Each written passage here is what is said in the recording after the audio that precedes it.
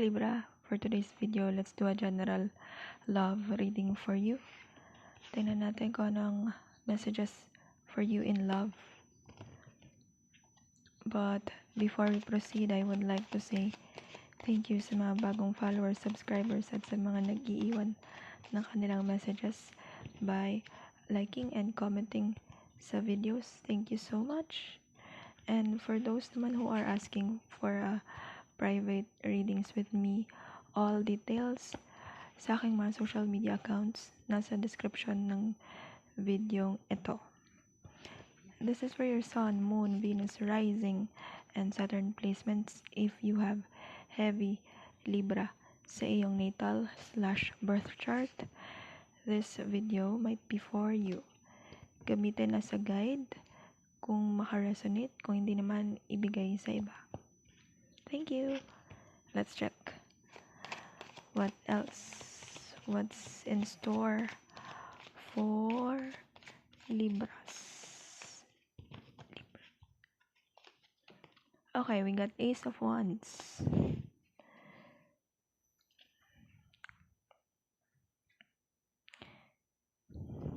I believe kita siya sa monitor. Ace of Wands. What else?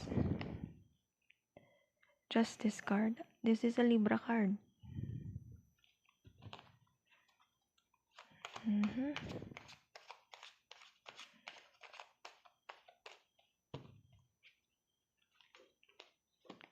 Next, King of Cups.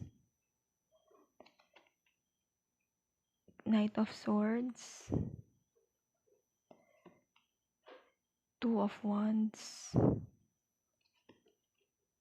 And the High Priestess. Another Nine of Pentacles. Ang nakikita ko ngayon sa iyong love life, merong, especially if ikaw ay in a relationship, there's a new beginning here. Pwedeng reconciliation and mas balance na yung relationship mo with your person. You can flip the roles. Pwedeng ikaw to, pwedeng si person mo. Meron conversation dito na masyado nyong minadali. Pero kahit ganun ang nangyari, there's clarity incoming naman. Be aware lang when it comes to insecurities sa relationship kasi nakikita ko yung ganun. Pakinggan mo na intuition mo before ka mag-conclude. And tingnan mo rin yung bigger picture or the other side ng relationship before mo lagyan ng conclusion. For some of you, lalo na kung in a relationship ka, there's contentment here, but don't be too, alam mo yung too proud or too much of a contentment na baka hindi ka na mag-effort for this relationship kasi sanay ka na sa nangyayari. And for others naman, lalo na kung bago pa lang, beware when it comes to communication, yung pagmamadaling makapag-usap or maihayag, mai-share mo yung point of view mo, hindi mo napapakinggan ang point of view ng person mo. Kung ikaw ay single, there's this someone na emotionally mature, but at the same time, medyo when it comes to communication,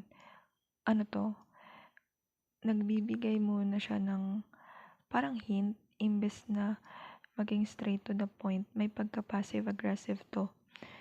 Hindi siya, imbes na mag-straight to the point, ang dami niya pang paligoy-ligoy na to the point na parang kinakausap ka in riddles. And kung ikaw naman ay single, you're still waiting for someone that can excites you mentally. And for others of you, waiting pa rin sa isang person from the past. Hindi man kayo nagkakausap ng madalas, pero you're still waiting for this person, lalo na kung there is a third party betrayal involved.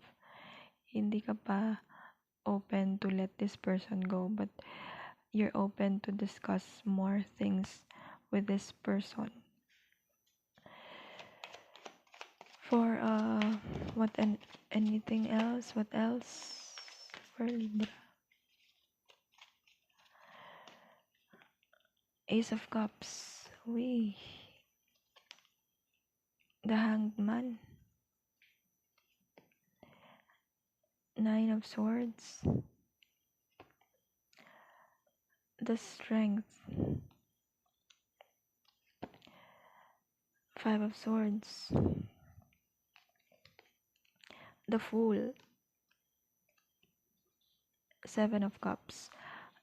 Kung in a relationship ka, watch out or be careful when it comes to pagpapairal ng bahala ka dyan or yung pride, yung ego.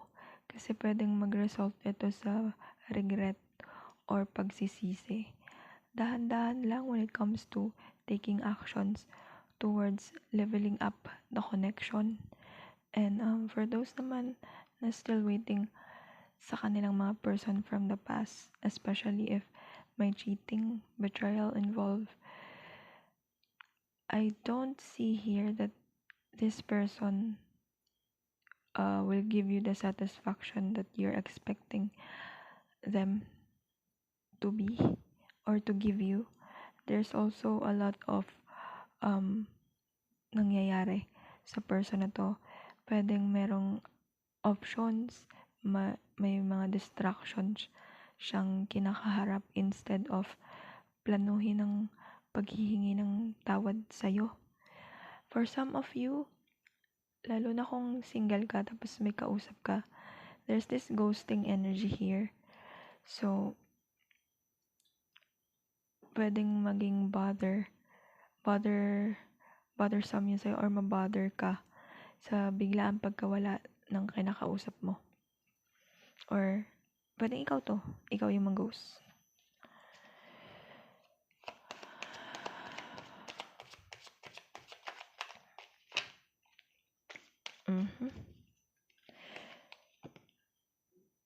Four of Swords. Knight of Pentacles. Five of Pentacles. Queen of Pentacles. Three of Swords. Temperance. And Death card. For those expecting a forgiveness from the person na nambetray sa'yo, I don't see na merong messages coming from this person, pero you will come to a point na you will give closure to yourself instead of waiting. For some naman, kung single ka, nakakaramdam ako dito na you might entertain some people or person, pero hindi ka totally or emotionally attached or open. Vocal ka lang, pinapakita mo physically na interested ka, pero hindi talaga yun ang totoong nararamdaman mo. And doon naman sa may kinakausap, you will feel like naiwan ka sa ere. Pero makakausad ka naman dito as you will really confront this person. You might send this person a message and totally end this connection. For those who are in a relationship, again, wag padalos-dalos when it comes to leveling up the connection, maging open and be understanding sa communication before mag-result sa ending. And there's also, for some, there is this celebration coming in. Pwedeng may isa-celebrate kayo ng person together. And you will find peace and ease dito. And for those who are wondering if yung past relationship, may third party bang involved? Yes, there is, pero hindi sa'yo na diretso ng person mo. Medyo nahihirapan din siyang aminin yun sa sarili niya. And nakikita ko, instead na harapin niya yun and aminin sa'yo, pag-usapan ninyo, mas pipiliin niyang talikuran yun or magstay na lang kung ano man ang mga nangyayari ngayon sa buhay niya. Do not expect a lot of things from that person anymore. Find peace kahit na mahirap siya, nang walang closure or clarity. And the only way that you can do for that is to really release ng hindi nagmamadali when it comes to moving on and recovery. And this is your reading, Libra. If nakatulong sa'yo, don't forget to leave your energies and see you on your next video.